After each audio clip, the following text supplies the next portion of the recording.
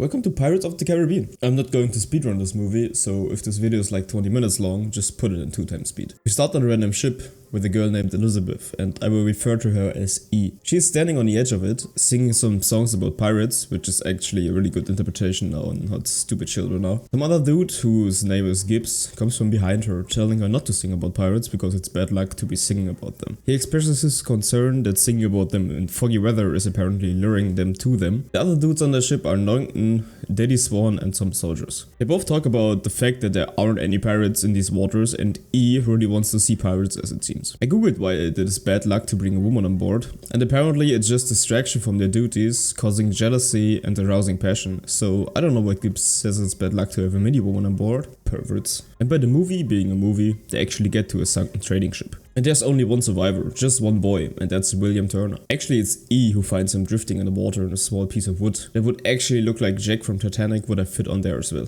And just after they got him on board, they saw the half-sunken and completely burning ship. When he is found, he has an amulet with him that reveals that he is a pirate. She takes it for him because she thinks he may get killed because of it. He wakes up for just one breath, telling her his name, which is awful acting on the child's part, but whatever. Daddy Swan tells E to watch the boy, and she's responsible for him. But just like 2 seconds after the boy is brought downstairs, she is not responsible for him anymore. She then just stands at the end of the ship watching the medallion where she sees the pirate ship. With a weird transition, we cut to current E, where she apparently wakes up and is a few years later. She puts on her medallion because of the dream, and then her father knocks on the door. He wants to gift her a dress and makes it seem like he just wants to gift her something. E suspected a quid pro quo, and her father wants her to attend the ceremony today so that Norrington can ask her to get married. The rest is like some new fashion that just arrived there, and E apparently never wore a corset before, so it is way too tight for her, or at least her mates make it way too tight. We then cut to our boy from the ship, Will Turner, who is also a few years older and apparently now a smith. He first broke a lamp, he just wanted to look at it closer, or maybe he is searching for a hidden passage to E. Daddy Swan comes down and Will presents the sword that he made for him, and it's all fine. Just imagine he's a little nervous at the time and accidentally drops the sword. E is now completely dressed and comes down the stairs, where she also meets Will. By the way, the flower pot on the table really looks fake. Something that big, almost in the middle of the screen, and then it looks that bad. They need to go to the ceremony and get to the carriage to ride to the castle. Will just stands there in awe because he is so in love with her. It's sickening. I can't eat enough as much as I want to puke. Finally, we get to our main guy here, Captain Jack Sparrow. We see him on a small boat with a huge personality and less space, and it apparently has a small leak. He tries to get the water out with a bucket, stops doing that because he has to tip his head to the dead pirates. In the port where he wants to arrive, there's a lot going on and he hopes to just get overlooked as he arrives, but that doesn't really happen. He has to pay 1 shilling to park his boat there, but he gives 3 to them, so they leave him the fuck alone, and because he probably saw that he could easily steal from them. We get to the castle's courtyard where the ceremony for Norrington takes place. So far nothing important is happening there, so back to Jack. He wants to steal this ship, so he goes to it, but because the Brits aren't stupid, they have 2 soldiers there to protect it so it doesn't get stolen. Jack is good at confusing people, so he tries to make his way around the guards by telling them stories and getting them to tell stories as well, which actually works because this is a movie. They talk about the big ship in the background and why it would be necessary to protect the smaller ship. For the big ship is protection enough. You can identify the British soldiers by their teeth or by their red clothing. They mention that the small ship behind them is the fastest ship there is, but Jack mentions the Black Pearl and that it is even faster. So the soldiers get into an argument about whether it is real or not, and Jack can just sneak onto the ship. As they finally stop discussing about the Black Pearl, and they notice that Jack is now on board of the ship behind them. The soldiers tell Jack to be honest about why he's there, and well, he is honest about it, but that confuses the two even more. You can actually see the background in this shot, and there should be the big ship they steal later, but it's just not there. I don't know where it is. Back to the ceremony in the castle. Norrington is asking E out, trying to flatter her, but that's not really working. She is more focused on not dying than she is on listening to him. He finally whites out, and now she doesn't have to listen to him anymore. We see how she falls into the water from Jack's perspective, who is now just casually talking to the soldiers, probably about this time on the Black Pearl. Jack has to be the one who saves her, so he gives his belongings to the 2 soldiers and dives in. The medallion that E has around her neck begins pulsating underwater, releasing a huge shockwave that instantly changes the weather. Jack gets down to her, but struggles to get her out of the water, so he moves her dress and now it is easy. He gets her out, but she still isn't breathing, so he uses the all reliable and cuts open the corset. And there Jack notices the medallion around her neck.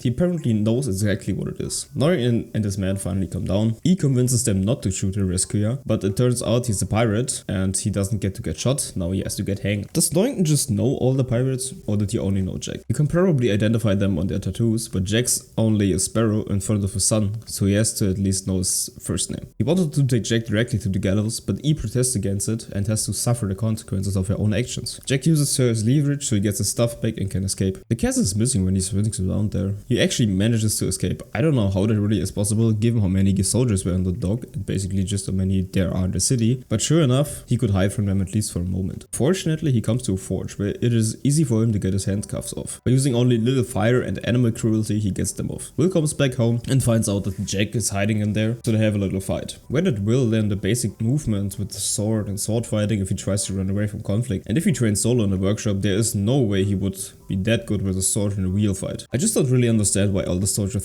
think that Jack has to be in the smithy, as there are not really any legitimate clues that he could be inside, other than the locked door, which isn't really anything suspicious, as Will would have closed the door as he leaves because the drunk cannot defend himself. So they just broke in, but luckily it was the right door they broke into. Now we see Jack in prison, and the other pirates are trying to get the guard dog's attention, but it ain't working. So back to E, now in her bed again. The last thing they talk about is Will Turner. So she thinks about him while touching the medallion, and she feels that the wind is changing. Okay, so now it's just confusing. How did he notice any change whatsoever while he was working on a new sword? That noise hammering on the sword is so loud he couldn't have shot anything. Not to mention that there wasn't anything he could have noticed until now. And if you tell me he was suspicious about the silence outside, that's just bullshit. And if you then tell me he might have heard the ship coming, that's just double bullshit. So we see a ship coming their way, where Daddy's son is talking to Rankin, and in the distance you can hear faint cannon shots. Jack in prison confirms that it is the Black Pearl. Confusing is, how does everything explode that got shot from it? Every cannonball that hits something explodes. Cannonballs are just made of steel, so they shouldn't explode. We get to see the Pearl's pirates landing. They all run through the city, destroying and killing everything in their path. And Will is preparing himself to fight against those pirates. So he gets out and kills the one dude with the bombs. I think the cursed pirates can't fear the good things and only the bad things. So when he got the axe thrown at his back, he felt that. And because of the pain, his body made a hard reset, which is why he is dying here. I'm not so sure about the other pirates or the bad guys who Will kills on his way, as they aren't shown again and they also die. So maybe not all the pirates on the Pearl are cursed, or the ones he killed weren't even from the Pearl at all. The pirates made their way to the Swan Mansion, where E was just in bed a moment ago. I don't know about that perspective. Something seems off. She can see everything, but nobody can see her, not even me. E tries to rush down to barricade the door, or at least tell her servant not to open the door. Why did the servant open the door at all? Sure, it's his job and all, but well, you absolutely can't overhear the cannon fire. Isn't that at least a reason to be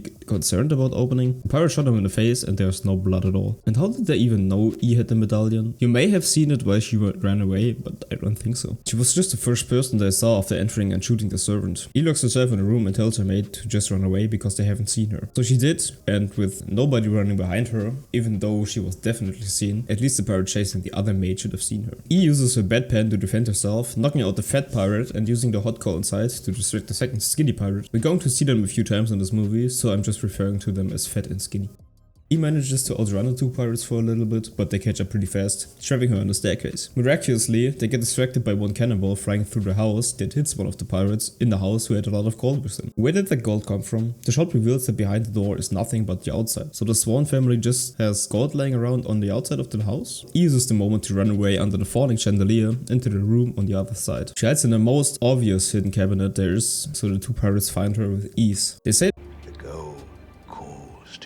so that means they can find it now whatever it is. She insists on parley, so the two pirates have to take her to the captain. Meanwhile, Will got knocked out and Jack is still stuck in prison. He's getting a visit from two old pirate colleagues who left him to die on an island we see later in the movie. And they mock him, saying that his current position isn't much better than where they left him on that island. Jack mocks them too and finds out that the curse is real and that the medallion E has around her neck really is the cursed gold you thought it was. Cutting back just a few seconds, you can clearly see that the black pirate's hand is already in the moonlight, but it hasn't turned yet, so I'm counting that as a continuity error. So now we are back with E. She gets on board and immediately gets punched in the face and starts to negotiate with Barbossa. First she's pretty humble, but then just turns the negotiation meter up to 11. So he threatens to drop the medallion, but I play it cool at first. But they aren't so cool about it the second time. The real question is why they were so concerned, as they can just walk on the water. I read somewhere that it could be because if it dropped to the bottom of the ocean and they would have to look for it, they would stir up the sand and it would be impossible for them to find it. But really just a few seconds ago, the fat one told us that the gold speaks to them, so maybe continuity? E is still negotiating with Barbossa about the medallion and them leaving wherever they are. Well, she lies to Barbossa about her name, and Turner is actually the name they were searching, so they are keeping her and leaving with her. I can't really explain why E lied about her name. Couldn't possibly know that they were looking for someone with the name Turner. Well, she fucked up because, as chance would have it, they needed Turner's blood for the curse to be over, because the original Turner, who was there with them stealing the gold, was sent to the bottom of the ocean before they knew they needed his blood. So next day Will wakes up, and in the background of his waking up we see 3 destroyed ships and the one ship they are going to escape with later. But where's the big ship they are going to steal at first? I don't see it. Will, after he finally woke up, got to Norrington, telling him the very useless information that the pirates have E, which obviously they already knew. So Will does the only logical thing he can, which is free Jack from prison and become a pirate as well. It is important to the story that I mentioned that Jack only agrees to help Will after he hears his name. That was also the reason why the crew of the Pearl was so excited when E told them her name was Turner. He frees Jack because he was apparently part of building those cells. How could he have been part of building those cells? They look a few hundred years old, and he's at max 30 in this movie. They could have renovated them, but even then they look too old for that. Will says at the end someone would have heard that, but nobody comes down to see that Jack is gone. After Will and Jack got out and were about to take the ship, you can see the same palm and in the same shot where there was a castle just the night before in the background. I don't think it could have moved, but what do I know? You ever see the movie Howl's Moving Castle? I'm just saying. So remember how I told you that this exact ship was not there like 30 seconds ago? Well, here it is again. I'm tired of commenting on the underwater scene, and you know you are tired of people commenting on that too. So I'll just let it slide this movie science. And when they make it there, the boat they use is gone. Maybe it stayed at the bottom. That could actually be the case. Surprise a few people on the big ship and put them into a rowboat. So now Norrington gets the smaller ship ready as soon as possible and tries to get the big one back. But Jack thought of manipulating the bigger one, so Jack and Will can just casually cut all the ropes and planks and cruise away in the smaller ship. I looked it up and it's actually a common thing to do something like this. So Jack and Will easily escape. They make their way to Tortuga, where they get a crew and fight an old friend of Jack, who we actually saw at the beginning of the movie, Mr. Gibbs. While Jack, Gibbs and Will are looking for a crew, the Black Pearl makes its way to the Isla de Muerte, where E is eating and Barbossa is just watching her while she does that like a weird fetish. It's strange to me how a ship full of undead pirates that don't need to sleep, eat or drink have so much food just lying around for E to eat. Barbossa now reveals the curse to us and how to break free from it, but it seems as though E didn't believe him at first. They don't specifically go into detail about it with pain, as the scenes earlier in the movie would make it seem as though they still feel pain. So maybe they can't feel the good stuff and only the bad things. If they are so to speak dead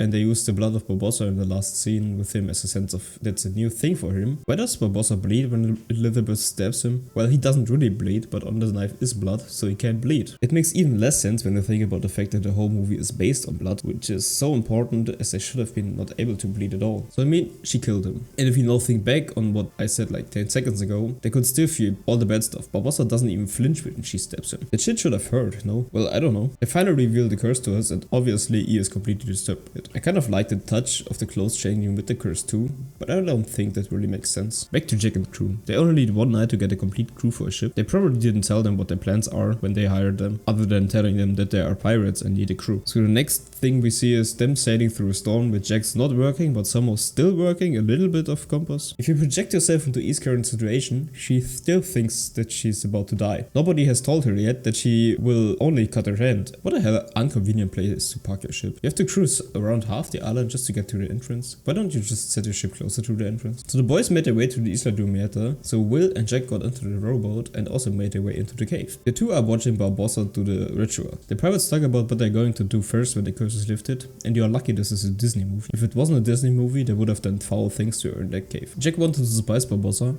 and probably make a deal with him for Will and his location. But before he could do that, Will knocked him out because he thinks that Jack just wanted him to get killed and that Jack only cares about himself. I mean, he's not wrong, but why did you treat him like that? So they do the ritual and it turns out it was only a little cut to get some blood. Well, waste not is what Barbossa says. They could mean and implement a lot of things I don't even want to imagine. It didn't work because she wasn't a Turner. And when Barbossa shot the fatty in his heart, he didn't bleed at all. He shouldn't, but looking at how Barbossa's blood was on that knife, there should have been at least something. So after it turns out Eve was just pretending to be a Turner's daughter, Barbossa gave her the bitch slap of the century and she went unconscious. And he threw the medallion with her. It's actually a pretty stupid move on this part. Maybe he didn't know how deep the water was, and he maybe thought it was easy to find it again after he threw it. He couldn't possibly know that Will and Jack were in the cave as well, so maybe it wasn't as stupid as I made it seem. Ian and Will escape, leaving Jack behind, and because he told them to keep to the code, they actually left him there. Jack tries to make a deal with Barbossa, and they go after Will and E. While the two make out, the Black Pearl actually catches up because it's the fastest ship in the Caribbean. The smaller ship tries to outrun the Pearl, but they can't outrun them and actually try to fight them. Basically made the Tokyo Drift quit their ship, and that's actually a commonly used tactic where you lower one anchor to turn around quickly. I have to mention it because it's important in like 5 minutes of movie time that the medallion actually fell from the table where Will just left it. So they start shooting at each other. By how long this scene lasted where they shot at each other, the Black Pearl should have moved out of the way a long time ago. Maybe the Pearl lowered their anchor too. They haven't shown it, but maybe they did. That's probably the only thing they could explain how they stopped in time. They fight, and Will is trying to get the medallion back by going to the table where he left it.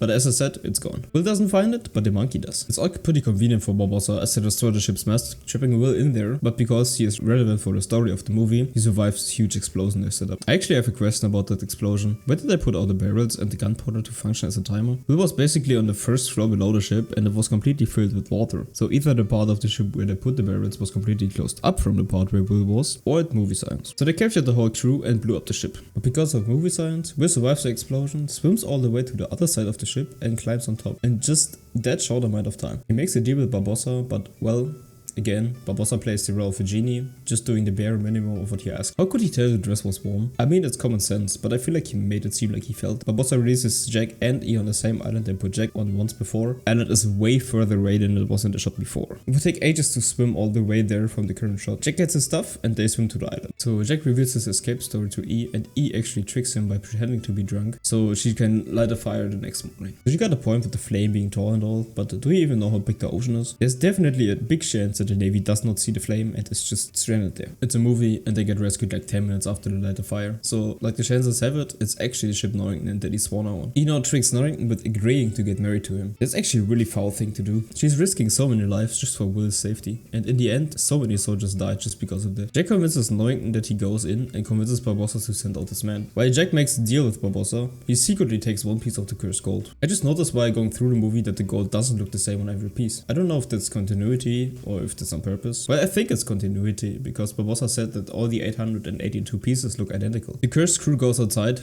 and marches to the big ship, and my theory at the beginning of the movie with the sand being all swirled up is no longer relevant. There doesn't seem to be much swirling wherever they move. I'm actually really surprised that it's that shallow right in front of the cave. It's only a few meters. So they sneak onto the big ship, killing almost everybody on there, until the fat and the skinny fuck up the distraction and one of the soldiers manages to ring the bell on that ship, informing Norrington that there was shit going on. I can't even express how much bullshit is going on there. There were 7 rowboats with like 8 soldiers each, and you're telling me that they didn't hear any of the shooting going on that ship. And it actually took until that one guy rang the freaking bell. That's some copious amount of bullshit. While that was going on, E escaped through the back of the ship, where they conveniently had a boat for her. She rowed to the Black Pearl, freeing the crew and hoping to get help from them, saving Will and Jack. Daddy Swan trapped himself in the room where E was in earlier. Meanwhile in the cave, Jack and Will started fighting Barbossa and the other 3 pirates that were still in the cave. So the highlight of the fight between Jack and Barbossa is the reveal that Jack took one of the gold pieces. But I have to add a flaw here. When he first got stabbed, the sword was below his belt, and when he stepped into the moonlight, it was above it. I don't know why Will looks so surprised that Jack is now undead. He saw that Jack took a medallion. So E made her way into the cave, and together with Will, they defeated the 3 other pirates in that cave. They pierced all 3 with one staff and put a bomb into the stomach of the one in the middle. Where did they get the bomb from? He wasn't holding it, nor was the bomb pirate. Anyway, the end of the movie is coming fast, and the video is probably way too long already. Barbossa gets distracted by a screw getting blown up, and Jack uses the moment to slice his hand to lift the curse and throws the medallion to Will, who also quickly cuts his hand. And while Will lifts the curse, Jack uses his one and only shot from the pistol Barbossa gave him 10 years ago, when he first got banished onto that lonely island, and killing Barbossa. Where did he get that apple like quickly? He just opened the shirt to reveal his bleeding. Was his first response to bleeding and eating an apple? An apple a day keeps the blood away? It's also quite confusing why the pirates outside of the cave on the ship just gave up as soon as they realized the curse is over. It may have been a shock, but they are still pirates, and maybe it was such a big shock that they just couldn't fight or didn't want to anymore. Well, the most cringy thing in this movie is Daddy Swan celebrating with the crew as if he did anything useful this entire movie. He's celebrating as if he carried the movie all by himself. Will fumbles with E, messing up the one moment he could or should have kissed her. They get out of the cave, and who would have guessed the Black Pearl is gone. So now, really back at the same location at the beginning of the movie, Jack is about to hang. But Will obviously saves him with an amazing sword throw and some other impressive acrobatic moves. They didn't really escape, as it was a bold move trying to escape a castle completely full of soldiers, but somehow they managed to not get killed. He sends Will, who is standing between Jack and Norrington, so he doesn't get killed. Jack escapes, Will and E confess their love to each other, and Norrington accepts his defeat. And the movie ends with Jack getting on board of a ship that doesn't look anything like the Black Pearl whatsoever.